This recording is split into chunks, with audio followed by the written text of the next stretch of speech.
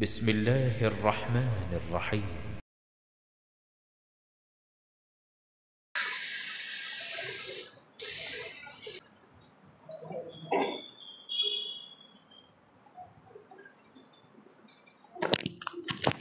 আসসালামু আলাইকুম ওয়া রাহমাতুল্লাহ।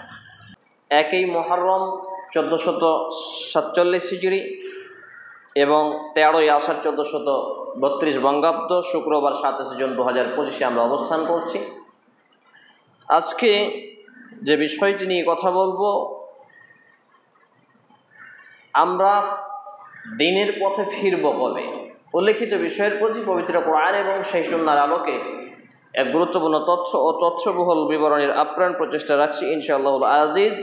ওয়া মা তৌফিকি ইল্লা বিল্লাহ, আলাইহি তাওয়াক্কালতু ওয়া ইলাইহি উনীব। আমরা দ্বীনের পথে ফিরব কবে, অর্থাৎ আল্লাহর দিকে এগিয়ে আসব কবে? মূলত এর উত্তর এক কথাই যদি আমরা দিই, তাহলে এটি এভাবে বলতে হয় যে মৃত্যুর আগে আগেই আমাদেরকে দ্বীনের পথে ফিরে আসতে হবে।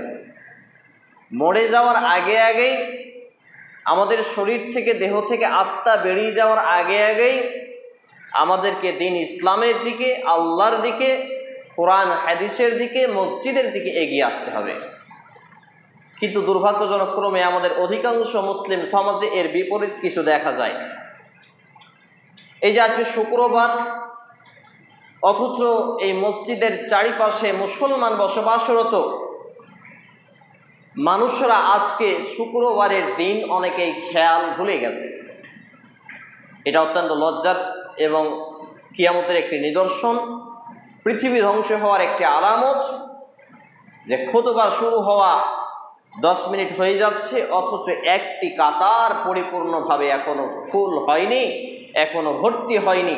এর থেকে বড় কিয়ামতের আলামত আর কি হতে পারে আমার জানা নেই। সম্মানিত উপস্থিতি ভাই এবং বন্ধুগণ, যেই টোটোটায় আসছিলাম, তো আমাকে নতুন ডাক বাংলায় নামাতে চাইলো। আমি বললাম যে নতুন জীবন হাসপাতালের কাছে যদি একটু নামিয়ে দাও তাহলে সুবিধা হয়। তো বলছে কেন? আমি বললাম যে খুতবা আছে, তো হেঁটে যাবো, আবার সময় লাগবে। তো বলছে আজকে শুক্রবার। আমি বললাম হ্যাঁ। বলছে আমি জানি না। ঘটনা হলো, আমরা মুসলমান ঘরে জন্মগ্রহণ করেছি, সকালবেলায় ইনকাম করার জন্য বাড়ি থেকে বেরিয়ে পড়ি, সন্ধ্যাবেলায় বাড়িতে আসি, বা রাত্রে বাড়ি ঘুরি, বা দুপুরে খেতে আসি, আবার খাওয়া দাওয়া করে বেরিয়ে পড়ি। এই দিবারাত্রি, দিন রাত শুধু আমরা এই দুনিয়ার উপার্জনের জন্য এত প্রচেষ্টা, এত প্রতিযোগিতা করি। আর আজকে শুক্রবার, এই দিনটা সাপ্তাহিক ঈদ, সাপ্তাহিক আঞ্জুমান, সাপ্তাহিক জমায়েত হওয়ার দিন। মসজিদে সর্বপ্রথম আসার ফজিলত এবং গুরুত্ব বলা হয়েছে যে এই দিনে আজকে নামদারি মুসলমানদের পাওয়া যায় না। এর থেকে লজ্জার কি হতে পারে?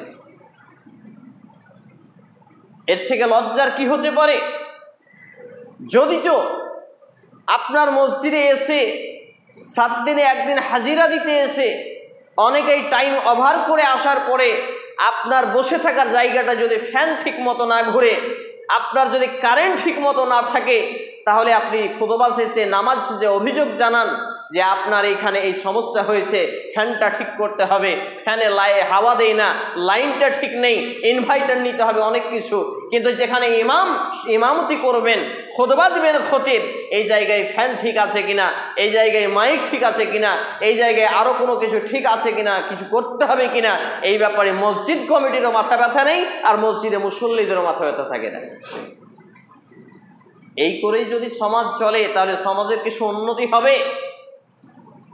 আজকে চলমান বিশ্বে মুসলমানদেরকে চারিদিকে কোণঠাসা করা হচ্ছে। বিশ্বব্যাপী আজকে মুসলমানদেরকে ধ্বংস করার পাঁয়তারা ষড়যন্ত্র চলছে।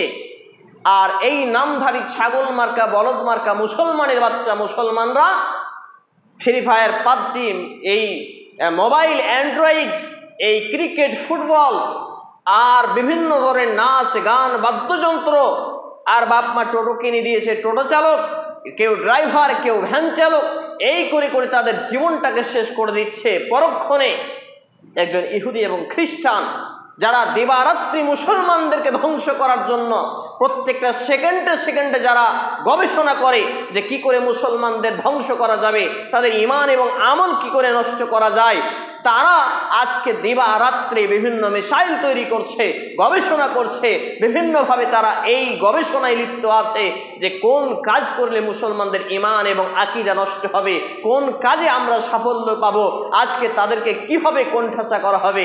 আর মুসলমানের বাচ্চারা, নামধারী মুসলমানের বাচ্চারা নাকে তেল দিয়ে ঘুমিয়ে ঘুমিয়ে জীবন কাটাচ্ছে। শিক্ষার পরিমাণ তো নেই, গরু ছাগল বলদের মতো খাই, পায়খানা করে, ঘুমায় আর জীবন কাটায়।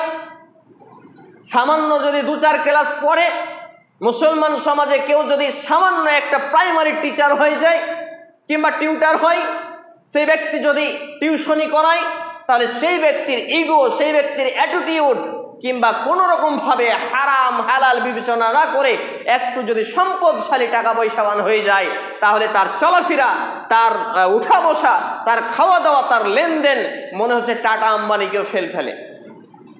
অথচ এই ব্যক্তি দিনের জন্য একটা কোরআন এবং সুন্নাহ ভিত্তিক ইসলামিক সাহিত্য কেনার জন্য 100 টাকা বের করতে তার জন্য ভারী।